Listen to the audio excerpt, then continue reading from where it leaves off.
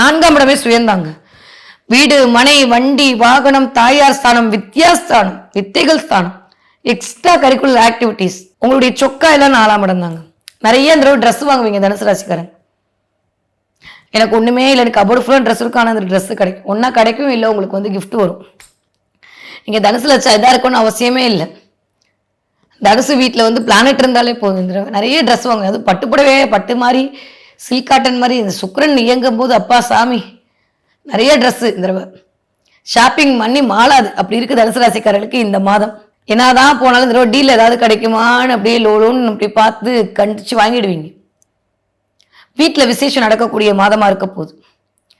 அதுக்கு நீங்கள் முன்னெடுத்து ஒரு தலைமைத்துவம் பண்ணுவீங்கன்னா வீடாம் என்று சொல்லக்கூடிய 4ஆம் வீட்டுக்கு இத்தனை கிரகத்தோட சேர்க்கை. அம்மாவோட உடல்நிலையில் மட்டும் கொஞ்சம் ஆரோக்கியம் தேவை. உங்களுடைய ஹெல்த்தில் கொஞ்சம் பார்த்துக்கணும். வாகை சூட போறீங்க, பயணங்கள் இனிக்க போகிறது. 3ஆம் இடத்துல ஆல்மோஸ்ட் புதனுடைய அமைப்பு, செவ்வாயுடைய அமைப்பு, 5ஆம் அதிபதி போய் 3ல் உட்கார்ந்து இருக்காரு. காதல் இனிக்குங்க.